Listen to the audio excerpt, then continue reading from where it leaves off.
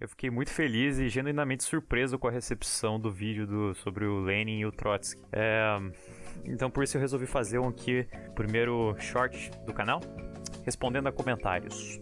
Eu fico feliz que a gente teve bastante comentário, inclusive comentários de haters ou críticas ao canal.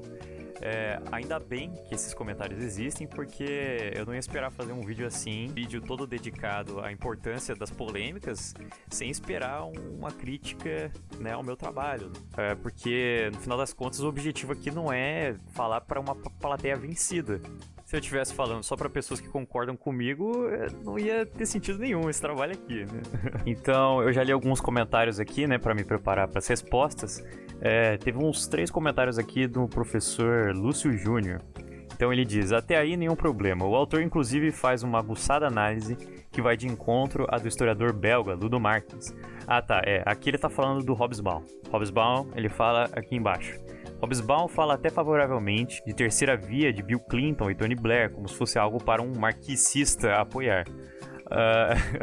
E aí ele conclui: até aí nenhum problema. O autor inclusive faz uma aguçada análise que vai de encontro à do historiador belga Ludo Martins no tocante ao nome de Nikolai Bukharin, que Hobsbawm acertadamente identifica como um proto-Gorbachev. E aí ele coloca um link para mim ler da página dele, a página vermelha.blogspot.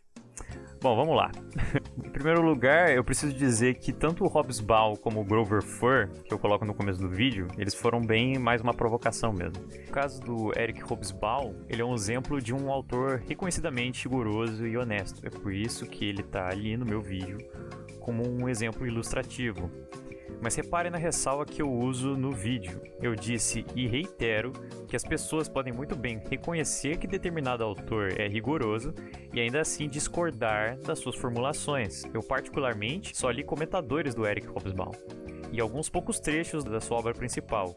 O livro mais conhecido do Hobsbawm é evidentemente o seu Era dos Extremos. Eu quero deixar algo bem claro, eu não li esse livro. Eu espero que uma menção ilustrativa de 6 segundos ao Hobsbawm que eu fiz naquele meu vídeo seja insuficiente para o professor Lúcio Júnior imaginar o que eu não disse, né? Se o Hobsbawm vai de encontro a alguma formulação do Ludo Martins, que diga-se de passagem não é nem um autor de 5ª categoria, mas algo entre a 9ª ou a 11ª categoria, eu não faço ideia, tá? Mas honestamente eu duvido bastante que seja esse o caso. E por falar em autores de 11ª categoria, eu posso muito bem incluir o Grover Furr nessa, né? Porque afinal de contas eu não coloquei ele lá de exemplo à toa.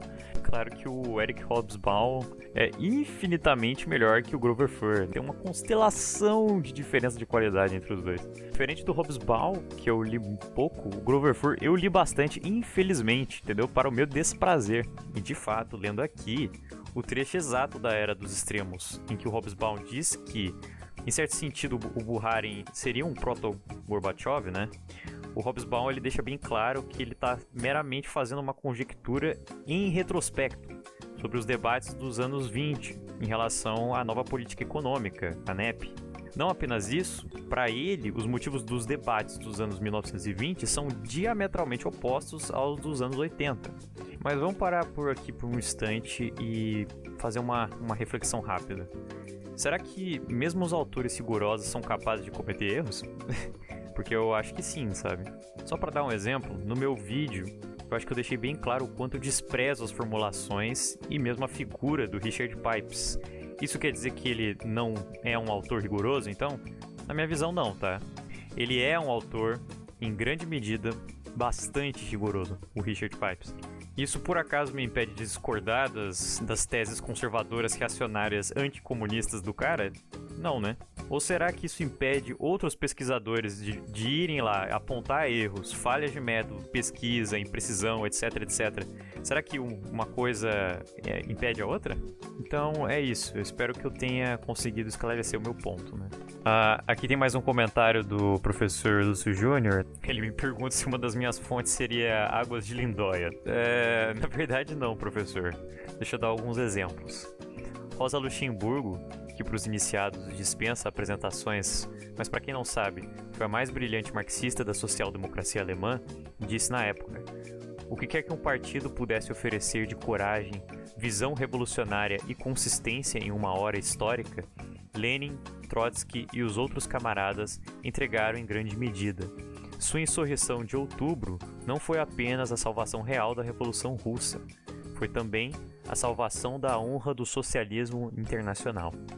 Ela também disse: Lenin e Trotsky e seus amigos foram os primeiros, aqueles que seguiram em frente, como um exemplo para o proletariado do mundo.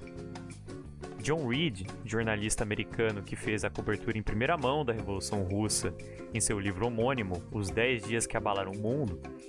Bom, imagino que o senhor já tenha conhecimento do prefácio desse livro para a versão norte-americana, que foi redigido por ninguém menos do que o próprio Lenin. Entre outras coisas, ele disse: recomendo o livro sem reservas aos trabalhadores de todos os países. Muito bem. E quem John Reed tomou por líderes do Partido Bolchevique da Revolução de Outubro no seu livro? Lenin e Trotsky discutiam acaloradamente, combatendo várias correntes e tendências de conciliação. Em 27 de novembro, apareceu no Smolny uma delegação de cossacos que desejava falar com Lenin e Trotsky. Estavam presentes todos os intelectuais do partido, os dirigentes e os delegados dos operários e da guarnição de Petrogrado. Entre os intelectuais, só Lenin e Trotsky eram pela insurreição, e assim por diante. John Reed ainda comentou como Kerensky, 24 horas depois de ter sido deposto, escolheu denunciar Ulyanov Lenin e Bronstein Trotsky como os organizadores da rebelião. Bem, mas talvez ainda assim sejam exemplos insuficientes.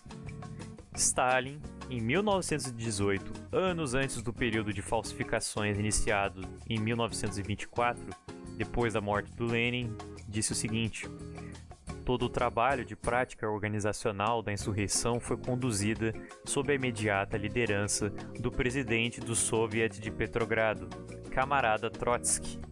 É possível declarar com certeza que a rápida passagem da guarnição para o lado do Soviet e a habilidosa direção do trabalho no Comitê Militar Revolucionário, o partido deve principalmente e primeiro de tudo ao camarada Trotsky. Espero que sejam exemplos suficientes para o professor e para que ele não pense que minhas fontes são de água mineral do Parque das Águas de Cambuquira, no sul de Minas, e muito menos de Lindóia.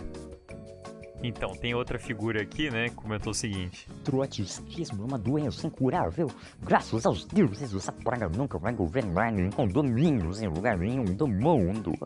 Tudo explicado pela degenerescência burocrática. Vocês são subjetivistas, antimarxistas, estúpidos idealistas, filosóficos dementes. Ainda bem que para os nossos adversários declarados, né, nossos inimigos, tudo que resta, xingamentos, rótulos, jargões, porque não conseguem articular algo melhor para dizer. Então, muito obrigado aí pelo comentário. E aos poucos a gente vai desmentindo a maioria dessas falsificações ditas contra o trotskismo diariamente. É isso, vejo vocês na próxima batalha. Abraço!